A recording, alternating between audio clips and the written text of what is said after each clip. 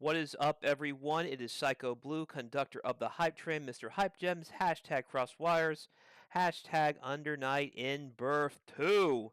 It is time to showcase the round robin that we had. The King Returns 16, the Road to Evo. That is Richmond's premier FGC offline monthly, now taking place at Dawnstar Games. With me today is none other than professional Uni 2 caster, fresh off a rousing performance at CEO on the main stream, Mr. Salte Boy. Hello, good evening. I'm Salte Boy. Already had the introduction done for me, but I am, yes, a caster for Under Night in Birth 2, and I'll be here to help you guide through this round robin here in the King Returns 16. So I'm really looking forward to Under Night because Under Night's always a great time no matter what. So, some Crosswires lore for all of you hardcore fans of my channel. Salty Boy commentated Scrubs versus you and his set in this game at CEO on stream. You saw, if you're watching that stream and hearing Salte put those wonderful voices to the action, you may have seen Crosswires featured as one of the sponsors for Scrubs, and that was my doing. So thank you for what I have wrought upon you and your stream, Salty. Yeah, it was a fun experience for sure. It's always cool to see a Lane A player in the form of Scrubs versus you. And I actually didn't even notice it was a Crosswires player until you pointed it out for me. I was like, "Oh, wait a minute! It all comes together." I'm like, "Oh, that is really cool to be able to see that come into play here on stream, on the big stage, of course, and actually doing like a pretty good performance at that." So it was a great experience over that at CEO, and I'm looking forward to see what we have here tonight. Well, in the words of the Beatles, it is now time to come together over us. It is time to get this stream started. I will let you take care of business, and we're off the races. Alrighty here, so we're getting straight into the round robin, and immediately we already have our players set up, getting ready on the stage. We have Cat versus Crabdrat, actually. Almost mixed up on the words right there. But Cat versus Crabdrat, as you can see right here, Cat on the Akatsuki and Crabjet on the Kaguya. Now, I know they are regulars here at the King Returns, and we'll be playing once again here for King Returns 16 in preparation for EVO, whether they're watching or they're going to be playing at Vegas. But right now, we're getting into game number one, and immediately Cat opening up Crabdrat low and immediately going to that Steer Ender as well. I like that option because that immediately sets Cat into what is pretty much the advantage here in the grid war. But right now, Crabdrat fighting back and with a successful mashes out and great defense with those shields to actually secure the grid cycle for their own, and will be using that creeping edge to roll out of the corner, instead putting Cat into pressure of their own, baiting out the DP as well. This could be huge damage, but an unfortunate drop. However, Crabdrat still has some meter on hand if they want to use meter to cancel their DP to stay safe on Wake Up, or they want to really juice out the amount of damage they can get later on in a different combo. But unfortunately, Cat will be able to close out that round instead, taking that first round here in game number one. Crabdrat still, though, has 100 meter on hand and that could play a factor very soon here in round number two. This is still game number one, of course, and anything could happen at this point. Crabdrat about to get 200 meter. Cat won the Vorpal cycle, however, so you got to be very wary of what Cat's going to do on defense here. Backing up, playing patient. Doesn't really want to contest Cat's fireballs right now, and fantastic use of that 2D, catching Cat on the approach, and there it is. That's what I called it. Waiting until they could fully cash out with that meter, with that IW, and cashing out with the chain shift as well. Drop the combo midway through, but the idea was there, opening you up with that very fast assault JA, and just linking straight into that chain shift so you get that confirmed combo. But Cat, however, going to be building 200 meter of their own, and look at that, immediately spending the IW. Akatsuki is a very high damage character, even more so in this version because of how much damage IW does in this game. And look, 4K damage right off that simple combo straight into IW. Sometimes it's worth it to do something like that. Steer Ender, change it to extend the combo. Not going to be getting too much more damage. However, Crabdrat is one hit away. And Crabdrat is fighting for their life here in game number one, building up that meter, baiting out the parry as well. Cat has been representing those options a lot on defense, whether it's parry or whether it's DP. But Crabtrap has been doing a great job at reading those defensive options and baiting them out entirely. Look, we're seeing it right here once again with the C Tatsu in his Crabtrap. We'll make a comeback here as long as we don't drop this combo, and we will not drop that combo. Crabtrap with a fantastic comeback against Cat will be taking that first game. And Cat, let me just tell you, looked very dominant for the majority of that game at number 1. But towards the end, Crabtrap just really locked in, really understood the habits Cat like to do on defense, and certainly exploited them. But let's see how long that knowledge is going to be serving Crabtrap right now, because we still have 2 more games potentially. And Cat is fighting back. Crabtrap, great combo here. Knockdown, tries to go for a throw. I love that bait as well. Crabtrap using the dash up in his face on his wake up to really bait out a throw tech, and just going for that assault to get that counter hit and baiting this option out from Cat. Once again, Crabtrap will be taking the first round instead in game number 2, placing themselves on to set point in this round robin. And with 200 meter on hand, things can be very scary, very fast. Cat has been very meter happy, very trigger happy with their meter whenever they do have it. And unfortunately, in a lot of those cases, that's really setting Cat back in these next rounds. I mean, Cat finally just got 100 meter after they took the full force of that IW from Crabtrap. Countering it 2B, setting up the bombs as well. Just pretty much getting as much screen pollution as possible. And there's the idea from Cat, trying to use that C Tatsu to get in against Crabtrap's zoning game, but unfortunately it did not work out. It's a great burst option, but the bombs unfortunately are just not, the bombs aren't, I guess, they don't have enough recovery to where that can be a very viable option, or a very reliable option at that. We're getting right back into things. Crabtrap with a 2-game lead over Cat. These are both regulars here at the King Returns, and I'm sure that these 2 players have played a lot, but Cat defeat Crabtrap in this moment. Trying to anti-air Cat, and Cat doing a lot of these J2Cs. I'm not too sure about that option too. I wonder if we can just go for these JCs instead as a much more reliable offensive option, because you're being left at a lot of recovery when you go for those J2Cs, and oftentimes it's very situation when you can actually use a move like that to punish Crabtrap, normally used as a throw bait punish, and in that case, Crabtrap has not been going for those at all. And look, Cat keeps doing it, but it's finally working out this time around, cracking Crabtrap on the head like a cartoon anvil, but that victory does not last for long as Crabtrap is able to pull things back together. And once again, with 200 meter, not spending the IW, dropping it midway through, but I think we should be able to get the IW in this moment right here with Cat back up against the wall, eating this damage. Crabtrap with chain shift available as well. Things are very scary, and there's the throw bait on wake up. Cat has been using a lot of throws in a lot of these situations. Cat just keeps on getting counter hit, and of course keeps getting opened up by Crabtrap's excellent use of assault overheads to open Cat up. Another game going to Crabtrap, and right now we have 3 games up over them. This is going to be a huge deficit for Cat, and it's going to be up to the question of whether or not they're going to be able to make this comeback. Once again, a lot more J2Cs, but there it is. You see the Assault JC coming in this time around, and you can see how much better that was for Cat, because once that Assault JC landed, Cat was able to continue their pressure afterwards, and Crabtrap had to respect it. So I want to see that option a lot more from Cat.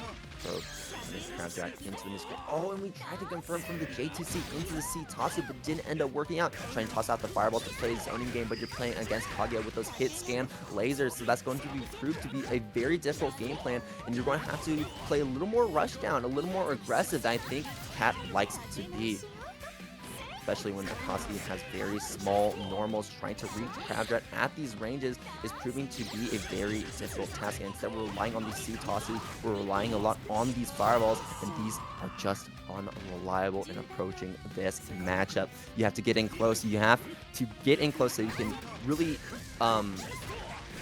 really enforce the threat of Akatsuki's small normals, mid-range normals, and the stagger pressure that comes from them. as well as the spacing traps he can enforce. And right now, Cat is doing a great job at enforcing this pressure with a lot of damage, but Crabdrat once again starting to make this comeback. Oh, okay. Great combo right there to get the knockdown and the steer ender as well to try and get some more grid advantage. But unfortunately for Crabdrat, they got thrown on a wake up. It's a bit of the opposite side of the coin, right? Cat has been trying to throw a lot on wake up, throw tech a lot on wake up, but Crabdrat has not been throw teching a lot on wake up, and that time that actually gave Cat the win in return. Sometimes playing more patient cannot work for you in the way that you think. I mean, throw is basically just a pure guess, and Crabdrat is playing very patient, but that patience is very rewarding. The backdash, avoiding the DP entirely, and look at the damage that Crabdrat is putting on top of Cat. And I'm not too sure if I like that option right there. I feel like Cat could have gone for a regular DP into a C-bomb setup instead, but who am I to say anything? Crabdrat, with another game under their belt, now has a 4-game lead and is looking to take one more. Celes lasers. Dash forward 5A. Dash forward throw. This could be huge for Cat. And trying to chase down Crabdrat. Crabdrat is just doing a great job at this retreating game. And look at that. We're just not playing aggressive. We're waiting for Cat to basically just hang themselves with whether it's the Assault JCs or whether it's the J2Cs or whether, you know, it's meter options like C-Tatsu or the Fireballs. And in so many of these cases, Cat is just really struggling to make these options work. And we kind of have to make we've had to find an adaptation somewhere here. Because right now Crabdrat is getting so much of a lead off of every single one of these mistakes. Look at that CDP coming out. Instead, maybe expecting Crabdrat to not go for Maydays, not go for any aggressive option on Wake Up. I feel like Cat can exploit that a little bit more. Maybe more J2Cs on Wake Up. You saw how useful that was in the corner, or maybe instead go for a dash up to enforce pressure immediately off of your Wake Up. On Crabdrat steer ender as well, one of the grid cycle, but unfortunately gets cracked on the head from the other side. The cross-up assault JC coming in, and Crabdrat just punishing Cat right here for that DP attempt, and that was no miss input either because it is a 2-2 input, and Crabdrat is not going to be making any miss inputs here as they finish off this combo with an IW infinite worth. A star is born. Crabdrat takes another game. Game 5 going to Crabdrat, a clean set of victories. Yep, 5-0. Set going to Crabdrat. Crabdrat already looking really good. With the very first set underway, Crabdrat has already established themselves as one of the strongest players in this bracket. But still, though, there is one more, and it is a round robin. Jeremy will be stepping up very soon, but who they will play against, I'm not too sure. It will be one of these two, that's for sure, though. So it is up to question of whether or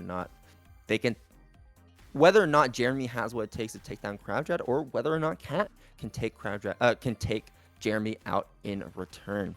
There's a lot of different factors at play, I would say, when it comes to round robins, because everyone plays everyone. So many adaptations coming into play, and with long sets like these, things could swing very wildly. Things could be back and forth. Sometimes you can have a huge lead, and then finally the other player figures out, maybe in game number 3, that okay, this is what they should be doing. They understand that there's a gimmick that's being taken advantage of, and then they can find the tools to shut that down. But Cat once again on the Akatsuki. Jeremy instead going to be an Eltnum player. It's not very often that you see an Eltnum player play this game. Let me know who has staying over at Combo Breaker, and we have a few more. Omni Deke is another one, but there's not too many, I would say, especially in this version of the game. So it's really cool to see that Jeremy is representing this character and already knows how to use this character as well. Has the enhanced bullet. That's one key to Eltnum's game plan, because basically what that does is that increases their combo potential as well as the utility on a block as well. Cat didn't get that correct reload though. You have to time that reload properly, and sometimes that timing you can mess it up. Hey, chain shift, getting that meter refund, and going for that meter ender as well to get as much damage as possible. And we also have the enhanced bullets like I was talking about, but that 2C will be enough to finish the job, and Cat will be taking the first round over, Jeremy will be taking the first round over Cat. Throwing Jeremy immediately into the throwing Cat immediately into the corner, and the IW spent immediately. 3.6k. We could have done a little bit more, but I like that Jeremy is understanding that, you know, maybe they're going to be dropping a lot of their combos. Instead, they want to go for something a lot more stable. And oh no, this is what I was talking about when it comes to a move like J2C that can be punished on block. In that case, Jeremy knows the counter play to it. Good block on the overhead and using the 2C at that range that Cat just cannot contend from. What, trying to get a juggle, but no juggle is coming in Jeremy's way. However, what is in Jeremy's way is we have 200 meter on the table, and of course, we're going to be spending that on the infinite worth to finish off that first game. Jeremy already looking really clean. It's this is very tough. This is very tough for sure. Like I said, Akatsuki has limited movement with a step dash, and of course has very small buttons, at least compared to the rest of the cast. Doesn't really have those dishonest full screen normals or specials that most of the cast do have. And oh my gosh, yeah, and so many great punishes, so many great trades from Jeremy. Just the knowledge of the matchup is really playing in Jeremy's favor, really giving him the edge right here. But as I was talking about, this matchup for Cat is basically the problems we saw in the Crabtrap matchup, but kind of amplified, I would say. Elnum has a lot of far-reaching normals, specials. I mean, you see the bullets that are basically just hit scan projectiles, and of course, Elnum has very large buttons as well, even larger than Kage, and I think in this case, it makes Elnum's toolkit a lot more versatile and actually successfully zoning out a character like Akatsuki. And we see that come into full force as Jeremy does not let Cat run their own game plan at all, and just keeping them at the proper distance to properly punish with their great normals. And there's this green shield coming to play as well. Spending a mid-mirror to do it, but it is a push block.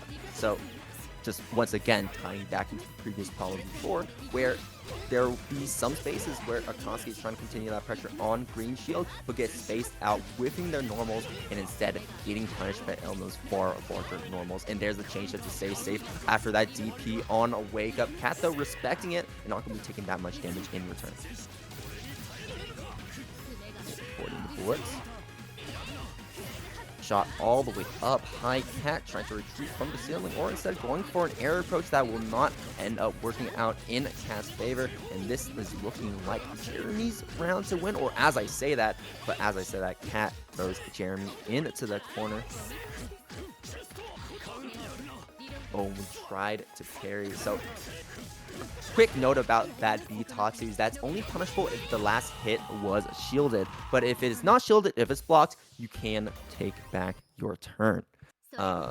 And anticipating that Jeremy would try to press a button, take back their turn, Cat went for that very risky parry often, looking for that very high reward they can get from it, but once again, just not working out in their favor. So many of these options are just being gated out by Jeremy, by players like Crabtrap, and things are just not working out.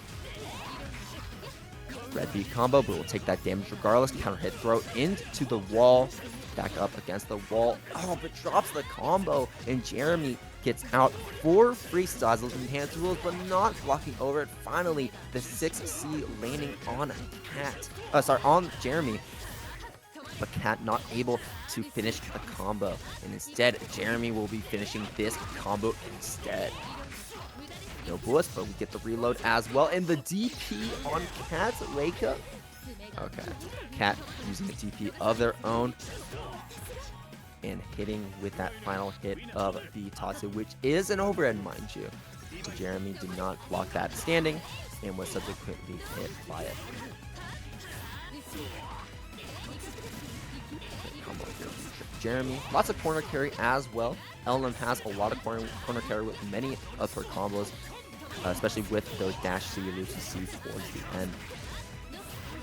Dive kick, and here it comes. Oh no, drops the combo. Jeremy, though, still working on this perfect. Lots of health that Cat needs to work through, but both players with full meter on hand. I think Jeremy's being very cautious about spending meter. They know they have the big health advantage, and they know they don't necessarily need to spend it either. Instead, Cat is the one that is looking to spend it because they want to take this round here and now, but with that little health, that is a fool's errand. Jeremy able to close it out and even up the rounds here in game number 3. Cat, though, so close to taking a game against Jeremy. This could end up being a reality very soon. Cat has 200 meter on hand, will be spending it on the C Tatsu, but that does have a wall bounce tied to it. So in that case, that basically just knocked Jeremy out of the corner for free. And there are ways that Katsuki does have to basically reverse the size as well. So even if we get the wall bounce, Jeremy basically just bounces to the other side. Cat does have ways to throw them back into the corner in the combo as well. They don't have to be put into a scramble situation, but unfortunately Cat does not know that tech just yet, it seems. Okay, immediately throwing, seeing that Jeremy being a little happy with the not very cautious by using the shields in neutral and looking to basically grid break Jeremy, but Jeremy not going to be grid broken. Instead, Cat is trying to get out of this corner, breaking out of jail. Steer ender, and there it is, the DP on wake up, a change to stay safe, and we're not going to actually finish that combo. Trying to shield the B Tatsu, I like the idea, but Jeremy shielding the wrong hit.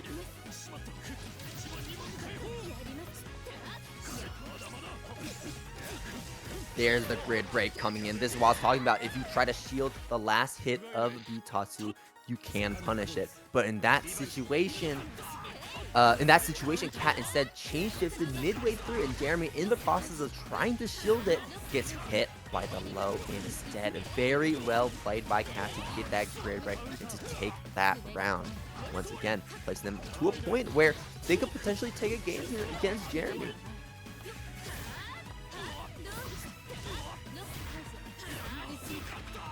Loops coming in and with their back up against the wall. Jeremy going to spend the 200 meter? Nope. Instead, we're just going to go for the simple reload, saving it for the one final combo. If we can find one more good hit, Jeremy can get a kill here. A throw as well. Basically just going to put Cat into even more dangerous range with their health, and immediately poking with the 236A, the change to confirm whether it's hit or blocked, and trying to continue their pressure. Cat stuffs the approach, instantly rooting into the IW. One more interaction for either of these players, and unfortunately Cat was not able to suit that out. Jeremy going to be taking that round away and setting Cat back once again. Right, for the reload, 2A doesn't confirm the hit. That's going to be an enhanced 2-on-4A. 2-on-4B, 2-on-4A. It was one of those, the 2-on-4 series, where she basically just shoots her gun on the ground. It's great for combo utility, it's great for block string utility, and it's great for damage as Jeremy roots into the IW, and with a perfect, we're now 4-0 over Cat. Let's see if Cat can take a game here. Things have been looking really bad for them in this moment.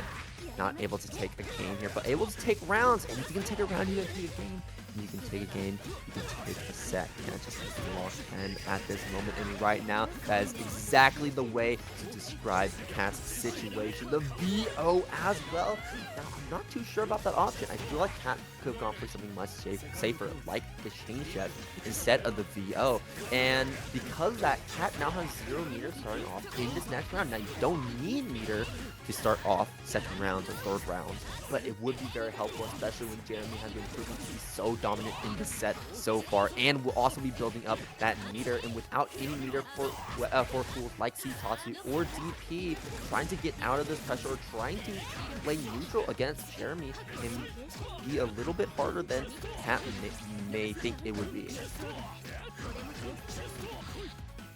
So overheads, going for that parry once again. Jeremy, though, with the patience of a god, not fighting back, and because that cat has been getting hit and opened up by so many of these subsequent button presses. Meter IW, not enough to kill, but it's going to be very close. Like I said, Koski does the same amount of damage, and look at that, Jeremy in orange health, blinking red. Now Jeremy dialing it back, choosing to block all these fireballs. Cat knows they need one more hit, so just opting to zone Jeremy out, and look at that. The game plan ended up working out, and Cat, with their first win of the round robin, takes a game against Jeremy. But man, 4 games in a row, that's going to be really tough to do. But Cat is starting to make those adaptations where I think it could be possible, or at least we can take a few more games along with it and take Jeremy down with us.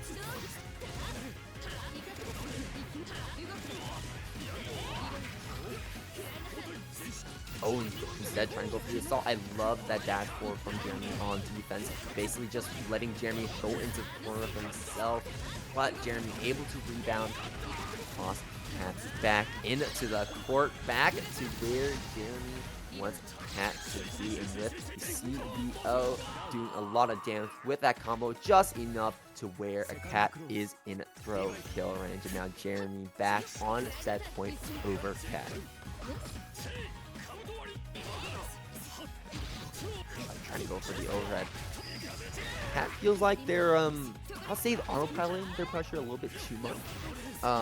Especially with those overheads. I'm not really recognizing the fact that Jeremy is re-shielding a lot of these blocked normals, and because of that, they're being pushed back to that distance where those moves are being whipped, and Jeremy can get those free punishes. And look at that. I mean, look how much of a lead Jeremy built because they're going for options like Clean Shoulder and Cat, but unfortunately autopiloting their pressure.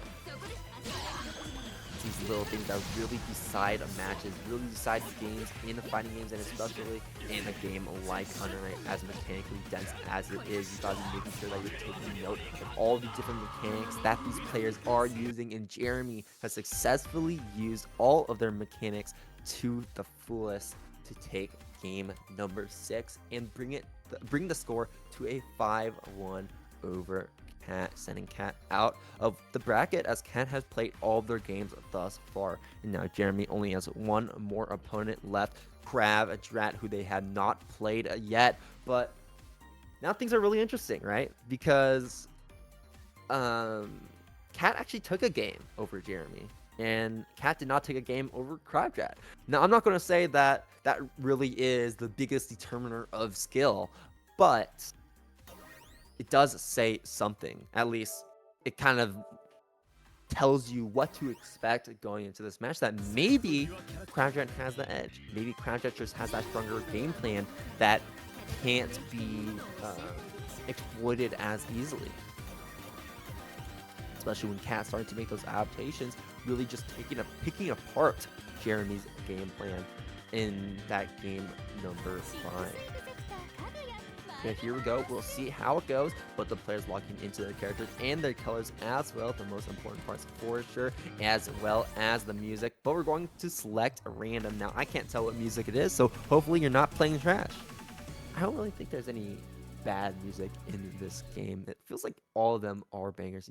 I'm a non-Celes theme fan. I know many people will say that non-Celes theme is not good, but I really like it. But enough of that. We're getting into the final game of the King's Return 16 for Under Night in Birth 2 here in Richmond, Virginia.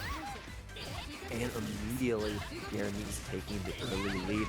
No bullets, but we get the hard knockdown as well as the enhanced bullets set for the mash on wake up from Crabdrat. Will open up Jeremy low and swing the sides back in Crabdrat's favor. Or at least back to this neutral situation in the JC pickup. Jeremy was on top of that, instantly recognizing the situation, and then Mew is able to know what routing they should be able to go into. Very smart from Crabdrat. And once again, we're back to neutral. And in this case, it's kind of hard to say exactly how this matchup really will turn out, because I would argue that Kaguya has a much stronger zoning game plan, but Eltnum has a much stronger rushdown game, and especially mid-range game. You see that 2C coming in, sweeping Crabdrat low. That's going to be abundant that you have to always keep in the back of your mind that they can really use at a lot of ranges that you may want to play at.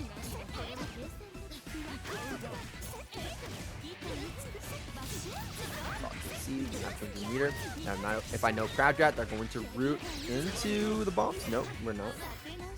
Instead of holding onto that meter, looking to maybe save it for a next round situation, so they go into the final round of game number 1 with a 200 meter on hand. That could be an option that Crabdrat is going for, especially with chain shift. Right now, they are looking really good in this round, but if you don't spend that meter, Jeremy is going to make you pay for it. The life pool is evened up, and now things are looking far more scary. The overhead coming in, but Jeremy not able to get the full combo. However, we get the pickup with the dash, normal wall bounce, and Jeremy will now be taking, that first game, and Crabdrat dying with 200 meters in the bank.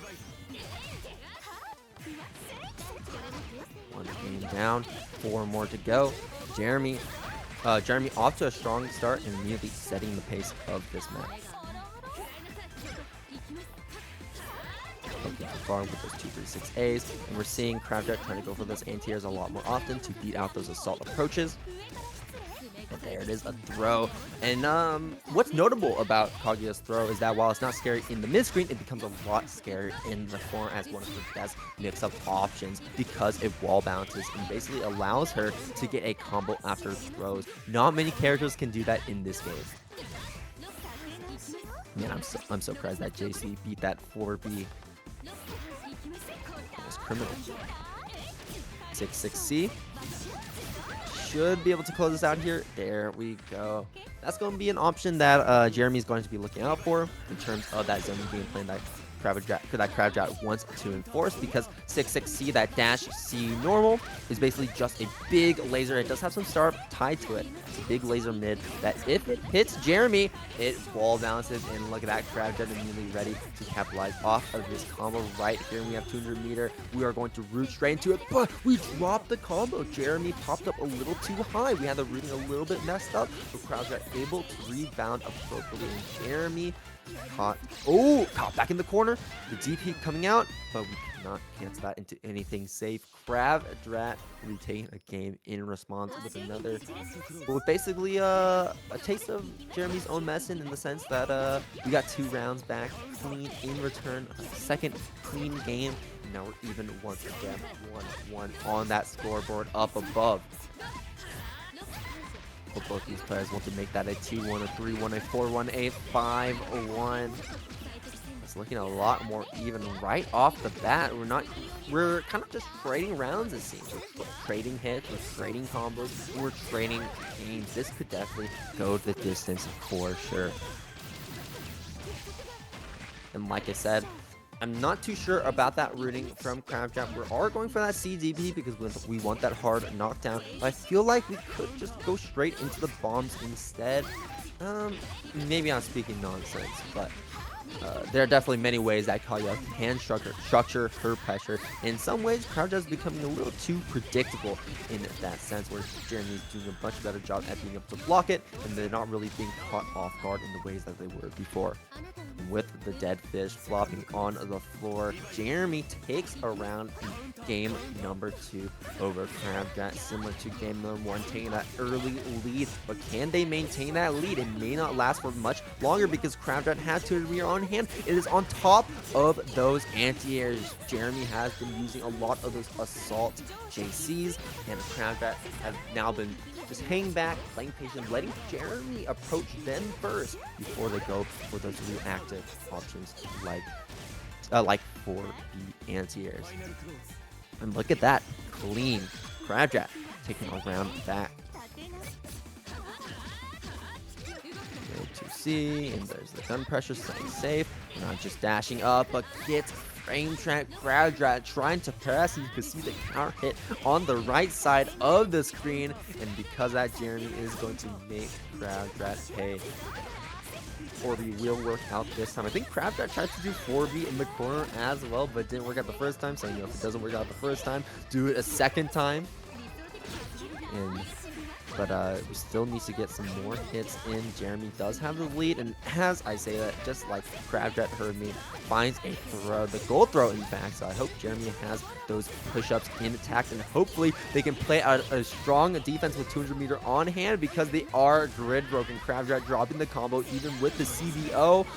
And we're just going to be spending the meter on the lasers, the 236Cs, trying to find a hit, but no hit was found. And instead, Jeremy will be the one to find the game-winning hit instead, as we bring the score 2-1. Jeremy taking back the lead that they took in the first game of the set. Still, the 3 more game wins is needed in order to take this set and take the whole tournament, so that we still have a long ways to go. This is only the first of 2. Jeremy won the first of 2. But now gimmicks are off the table, and instead we're just down to cold, hard fundies. And as I say that, Jeremy representing a move we have yet to see this entire time, tossing Crabjet to the other side of the screen. And it looks like Crabjet was a bit unsure of what to do after that situation either.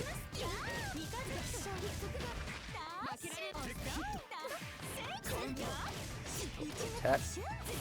And because Crabjet was the one to tech it, they were plus. As you can see, they just immediately pressed, took back the advantage, took back their turn, and look at that. Those techs are really paying off right now. And look, Crabjet taking another round over Jeremy. We are back and forth, so even, down to the wire.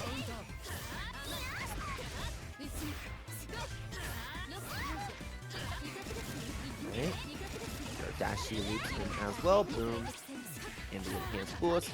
Yeah, if Crabjet wants to go for a forward wake up or neutral wake up, instead we're just going for that retreating option with the back roll wake up.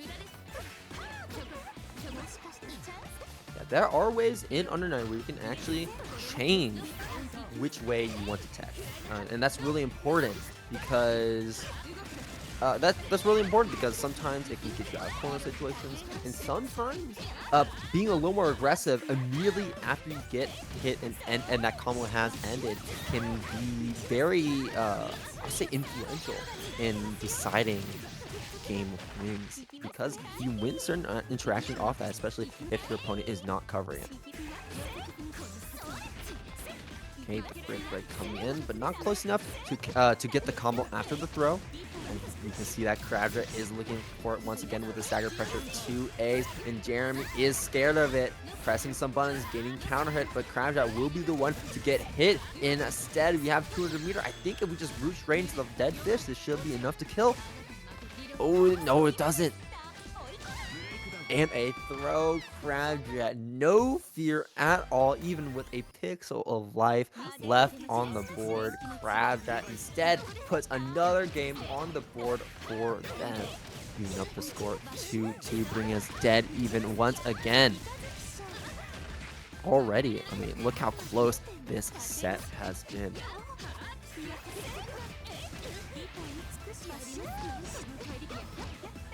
Crabjet taking an early lead here. Punish, red beat combo. We're going to take that damage regardless. And the overhead, the kick swing all the way back, saying react to this. And Crabjet not reacting to it at all. Gets thrown in the process. Gets hit by these meaty options on a wake up. And Crabjet has to play a lot more patient on a wake up, I feel, because Jeremy has been abusing that fact, instead just going for a lot more simple meaties or throws to mix Crabjet up and keep them guessing. These counter hit combos are doing a lot of work for Jeremy, but once we get back to this neutral situation, it feels like Crabjet is king. And look at that, Crabjet taking an early lead in game number 5. Every single time I'm like turning things around. Oh, the turntable, but it really is true. You just spin around like a lazy Susan. Your turn, my turn, your turn, my turn. But only one can come out on top, and Crabjet is looking to make it happen right here, right now. One more round to go to win game number 5, and spending that mirror to ensure a bigger and bigger lead. But Jeremy fighting back, of course, not going down without a fight. Midway through the set,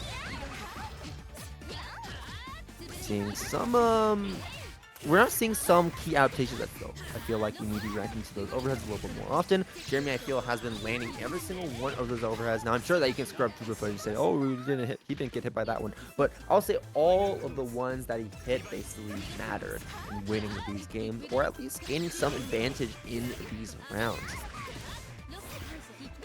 So while being patient is a good thing, you still have to play reactive and understand the options that Jeremy might want to go for and be on the lookout for them. And Jeremy knows exactly what option Crowdrat is trying to go for. You saw that shield come out, and Jeremy was like, nope, you are not going to be doing that. Instead, I'll be stealing that grid away from you, getting that grid break, and grid breaking Crowdrat with the throw, trying to creeping edge out. Fantastic setup from Jeremy, catching Crowdrat's escape option. Creeping edge can be a very potent option, very potent defensive option to get out of the corner, because basically even if you don't really take back your turn, you're at least getting out of the corner. So that can be very, very big, because that corner is the scariest part of the screen. Yeah, but like we saw, there are ways to punish it, and Jeremy is able to punish it accordingly. Throws are the best option to punish creeping edge, if you know what if you are aware.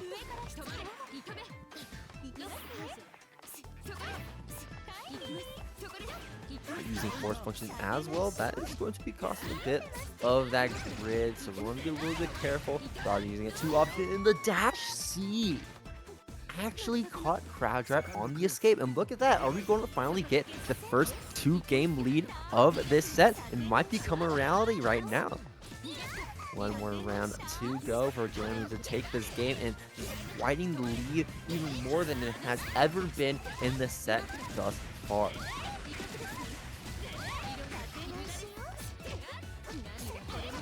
And look at that.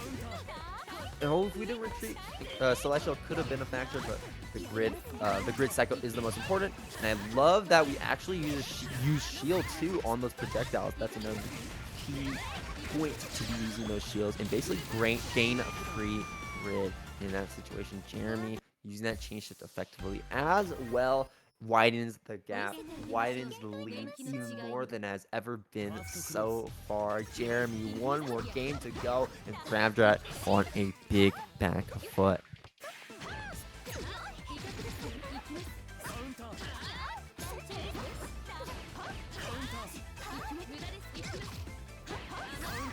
And trying to press once again, but you cannot press on that option. Jeremy has represented that before, when we saw Crowdrat try to press last time as well, and every single time Crowdrat has been getting punished for trying to press back, not respecting the fact that Jeremy has cancel options. Gonna be perfect. I love that charge as well, that concentrate, so that we just get more grid in. Are we gonna see here Celestial? We will. Jeremy with so much potential meter on hand, as well as potential damage, but we're not going to actually be cashing out with the chain shift. Instead, we're just going to go for a simple combo. I feel like Jeremy could have went for a chain shift in the middle of that combo, so we could have gotten basically just 200 meters to start off this next round. But who am I to talk to you? Jeremy is on set point over Crowdrat, and Crowdrat still getting opened up even more so than before. Don't let it be a double perfect. Yeah, don't let this be a double perfect. Please, you just need one hit, and Crowdrat on a huge back finds that one hit to be on wake up. Interesting. Crowdrat going low and immediately spreading the IW. Oh, I'm not too sure about the option, because now you're kind of back in neutral. That's it.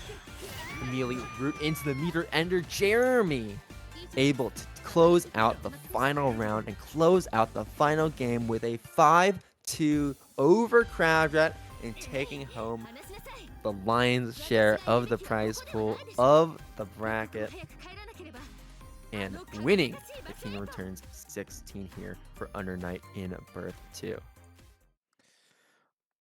Alrighty, hold on just a moment. Okay, I can be heard. Wonderful. Yeah, that was very impressive. Well done. Yeah, absolutely. Very well played for sure. Jeremy was he was using a lot of great options, really using the entire toolkit they had with Eltnum, and of course Cramjet was doing a great job representing what Kaguya can do as well. Lots of great talent, even if it was just a simple 3-man round robin. Alrighty. Once again, I appreciate you jumping on and making things happen. I was telling someone as I was watching this, I didn't know anything about the new character, the new lady with the guns. But I remember saying to someone, I bet you she is either a teacher or a nun of some kind because they always look like that in anime. And I went to It is the Google, latter. and it is. I went to Google. I said, sure enough, I said I knew it. It was going to be one of the two, and it was the nun. I had a feeling. I said they always look like this. They had the long hair. They got the guns. They got like the Brock guys from Pokemon, where they're always close and always happy. Mhm. I knew it was going to be one of the two, and sure enough, it is the nun. Anyway, that's my You're funny spot on. commentary regarding that. Other than that, it was exciting. I really like how Akatsuki has stuck around this series because I love that he is a Shoto, but his Tatsu is a hunting hawk. Oh yeah, that's basically it. You're spot on with that comparison. And I also like, I remember I was playing Unio, and then years later, Marvel Infinite came out, and most characters had their DP motions changed to down, down. And I was like, huh, where have I seen this before? Basically makes it so you can't cross him up. Yeah, so Though the range on his DP does leave a bit to be desired. for some reason, Ryu's DP didn't become down, down, but Captain America's did. And no surprise, everyone picked Captain America for his reversal, since it was down, down, so you can cross up easily. Yeah, you don't have to do any weird cross cut motions. Don't have to deal with that nonsense. Alrighty, well, that is our show for the evening. Once again, Salte Boy, thank you for loaning your services to our community. We are always happy to have you, and we will be sure to invite you back when we have something else that would require your unique insight. I think for next month, I'm going to be covering things on my own since Street Fighter Cross Tekken is our one time only game of the month for August. And then I will also be at Beast in the East with Tekken Tag 2 and TMNT Cross Justice League. And then in early September, Cross Wires will be teaming up with TNS to bring you Street Fighter Cross Tekken on that channel. And people are practicing in that Discord like it's Evo all over again. We have everybody coming out of the woodwork. Even a certain Justin Wong expressed interest in Cross Tekken for TNS. Oh, that would Everybody's be super sick. Everybody's coming back. I won't participate because they're going to need me to run the bracket and bring them replays to play since spectator mode is borked on the PC version of Cross Tekken. And given the complex nature of running a stream completely off replays, that same day they're going to need my expertise, so I will be focusing on running the bracket and letting the commentators for that event do their thing. I've got two people in mind. I'm pretty sure at least one's confirmed since he actually works for TNS. The other, I will see what's going on there. But either way, it's going to be a busy few weeks. I have a couple weeks rest from CEO. I still got to upload the Maryland versus Pennsylvania Street Fighter Cross Tekken event. That's almost a month old of footage I have to get through. And there's also the Tekken Tag 2 pools from CEO. Thank you, everyone who has tuned into my channel to look at the Street Fighter Cross Tekken pools for CEO because they're already at 10,000 views. That's more than ST's top 8 on Tenno Media. Dang. It's a shame Top 4 couldn't be aired, but I will not dwell on that since that's done. It's in the past and things happen. Either way, thank you again, Salty Boy, for all you do. Absolutely. Everybody, thank you guys for tuning in. This is Psycho Blue and Salte Boy. I am the conductor of the Hype Train, Mr. Hype Gems, hashtag Crosswires. Before we sign off, Mr. Salte Boy, any events you want to talk about on my channel before we close up? I can't say.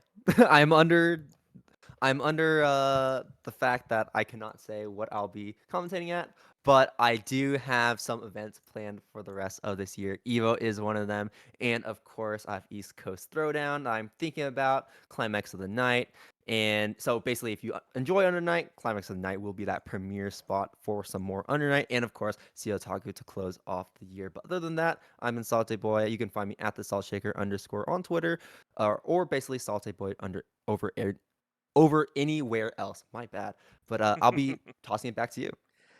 Everyone, please enjoy your evening and try to stay cool. It feels like a rainforest here in Virginia. It's supposed to rain all day tomorrow and Saturday, and then it goes right back to almost 115-degree weather thanks to the humidity putting up another 10 degrees or so of the heat that's already there. So the rain will provide almost no respite, even though it's going to rain all day the next 2 days. Please stay cool and keep crossing lines wherever and whenever they may be. Till next time, everybody.